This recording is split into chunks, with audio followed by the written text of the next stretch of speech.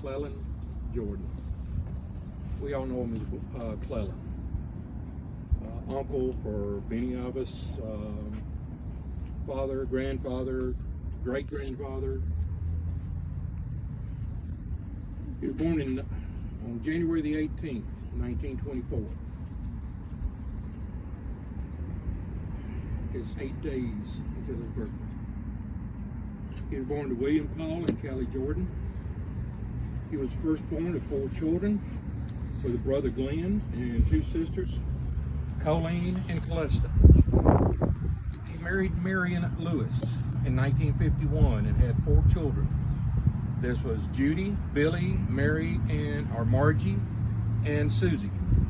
He's a grandfather of 9 grandchildren and a great-grandfather to 20 grandchildren, 21 here come April.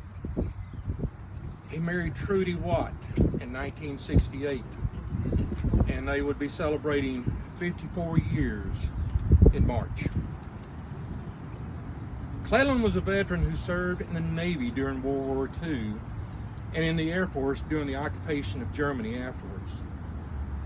Clellan enlisted on December the 8th, 1941. Historians, you know that date well, day after Pearl Harbor.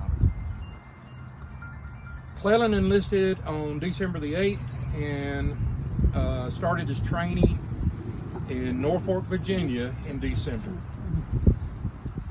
During his time in the Navy, he served aboard 4 ships. In fact, his first deployment aboard his first ship was in January, I think it was January 24th, 1942. So it was within a month after, almost a month, just over a month after enlistment that he was aboard his first ship, the USS Hamel. It was a transport ship. He sailed to California and to Bora Bora, into the Tahitian Islands. He took cargo, supplies, and military equipment there to set up a base.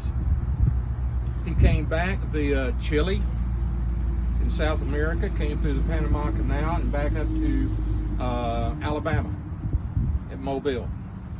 He was then transferred. He then served on a U.S. Navy oil tanker, the USS Metropolitan, with several trips across the Atlantic to Casablanca in North Africa and returning to Aruba down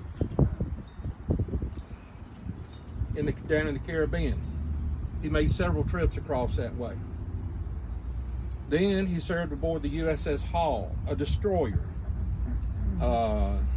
sailing to Pearl Harbor, and he was in the Marshall Islands conflict or campaign on D-Day. He then received training as a radar tech in Pearl Harbor and was assigned to the USS Stafford, which was a destroyer escort assigned to the Philippines.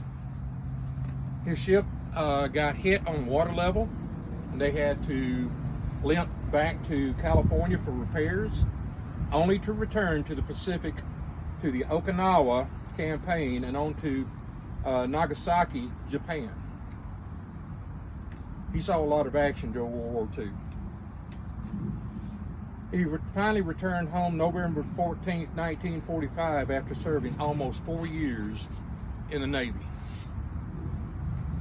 After serving in the Navy, he earned a degree at Georgia Tech University in Atlanta, receiving an associate's degree in radio engineering. He then returned to the military by joining the Air Force. He was a radar communications tech and was assigned to Germany to help set up communications and radar systems for military bases being transformed for use by the Americans. He also served in Alaska at a radio monitoring station. He served a total of 17 years in the service. He was a member of Hill Street Baptist Church in Marietta, served as a treasurer there for several years. He professed God as his Lord and Savior. One of his favorite songs was Trust and Obey. Here's how to cancel a subscription with Truebill. Open the app, go to the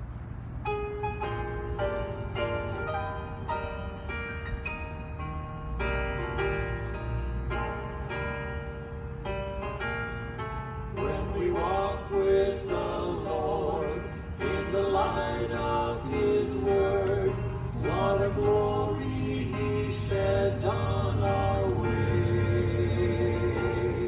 While we do His good will, He abides with us still, and with all who will trust and